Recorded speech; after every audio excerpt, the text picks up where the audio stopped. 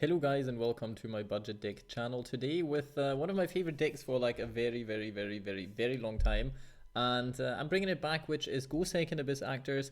The deck itself, why not go first of all, because there's cards like Playhouse and so on, but if you want to play like a pure version of Abyss Actors, then I feel like Go Second, they have just a lot of effects that actually suit this. They have all their miniature attack boosts, which obviously are not the important thing with it, but they have cards like the Abyss script. They have cards like the extras, which lets you do stuff if your opponent controls a monster, and so on. All the effects like Twinkle Little Star, for example, or Evil Heal, they're all kind of Go Second effects. Obviously, comic relief is a second effect as well. So you see, the cards are kind of set to be played second, with a few exceptions here and there. But I feel mainly that is what they're meant to be played as. And if you want to play this as a go first deck, I always ask myself, like, don't you want to just play like a different pendulum deck then? Because there's like pen decks that do all of this way better. They don't have the silly restrictions of just being able to summon Abyss Actor monsters or Abyss Actor pendulum monsters, which is really irritating now that a Link monster's out, that your own archetype restricts you from not being able to play your own archetypal direct monster. That's just a little bit insane, to be honest. But yeah, plus I feel like in general to play Playhouse, I feel like that's the first thing a lot of people are irritated with. It needs way too much of a setup. Sorry, but if you actually have for the effect control the Abyss Actor Pendulum monster and have one spell trap card set, then you probably could have already like different resources that would do a little bit more with that. So I feel it doesn't do too much. If you still want to play it, that's up to you. But I felt like it's more gimmicky than actually good. Sure, it could trigger in the best case scenario Abyss scripts, which you would have to search beforehand. If your opponent lets you search it, then it's already kind of won at this point. Even though, I mean, hand traps and this kind of stuff exist even if you go first. I don't feel like it does much, but going second, there's actually a different way to trigger the effects of your Abyss scripts, which I'll come to in a second. First, one Evil Heal, because it's not that great to be summoned out by pendulum summoning. It's kind of sticking in your hand a little bit, do nothing. But there's two things why this card became a little bit better, which is obviously Hyper Director, because Hyper Director can summon it. If you want a massive beat stick, then these kind of cards don't clog up your hand anymore. Still, you want to use the Hyper Director usually for different kind of things, but it really doesn't make it as bad as it once was anymore. Plus the fact of being able to summon it off of Abyss-tainment with comic relief, which is the way you're gonna pop this card, is gonna help you utilize it for an OTK then. So I feel like this card in the deck actually does do quite a lot more than it used to. So at one, it's fine. Superstar, well, is the superstar of your deck actually, because it searches you your Abyss scripts, which make you be able to pop off a lot or pop a lot of your opponent's cards. So that's a little side note here. Mainly you will be searching Rise of the Abyss King or actually Abyss-tainment.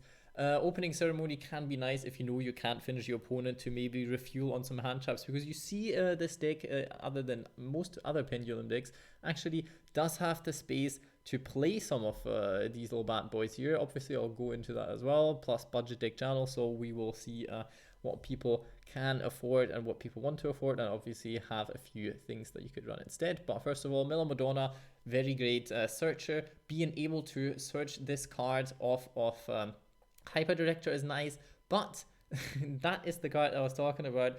You cannot special summon monster this turn except Abyss Actor Pendulum monsters. So you cannot search with Madonna, put the card into your zone, and then summon a Hyper Director, which is a little bit, it's a bit upsetting. I mean, I don't know. Like, I really don't know. Unless you do, like, you have her already and you don't search her with Hyper Director. Like, technically, if you search her with Hyper Director, that still works in a sense because it's still a Pendulum monster. But, like, you know, there's one way where I once bumped into it, that I had to use her effect first.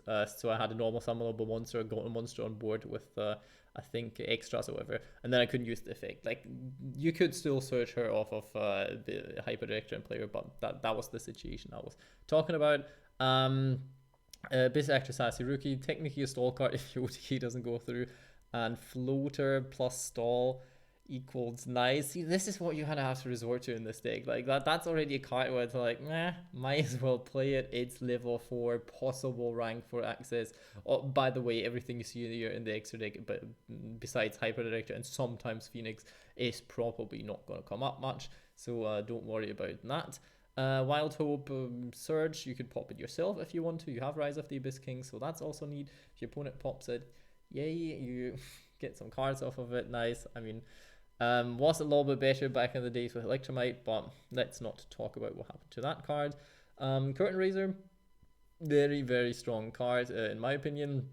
It used to be a little bit better because you could out Nat Beast with this card, which is not coming up as much anymore since all the tuners are for some reason getting banned. Halky Firebrax.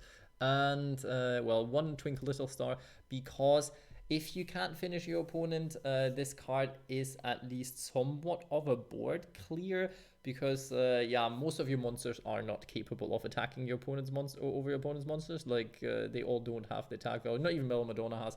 So your only cards that have some attack value are Evil Heal and Superstar. So being able to search Twinkle Little Star with basically every second card in this deck makes it so you could clear your opponent's board after like you already baited the negates or so on. Like, so I feel this card in general is not too bad, but you don't have to run it. I don't like the whole combo of fantasy magic. You could do it if you wanted to, but yeah, I feel like it's not necessary. Abyss Actor Comic Relief, I already talked about this. If you have 2 Comic Reliefs and access to a set Abyss script, then you first of all yoink one of your opponent's core monsters possibly, which gives you a negate for next turn, quite possibly against these like Dragon Link whatever boards.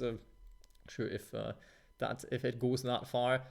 Also, you can then utilize Abyss-tainment, especially for OTKing your opponent, which is pretty neat. If not, fill up your hand or search specific Abyss Actor cards, which usually you want to use either of these two, because if this card traits itself, like swaps control of itself, then you can pop one of your Abyss scripts, which is super neat and can actually win you the game more often than not. Yeah, could play Wavering Ice actually to get to this combo more often, but then on the other hand, if you don't get it, you basically lose the game. So it's a bit of an iffy one in that kind of sense. For the hand trap lineup, Ash Blossom and Joyous Spring, could play any other hand trap if you want to, but I feel like that's one of the best in the game. I guess I'm not alone with that opinion.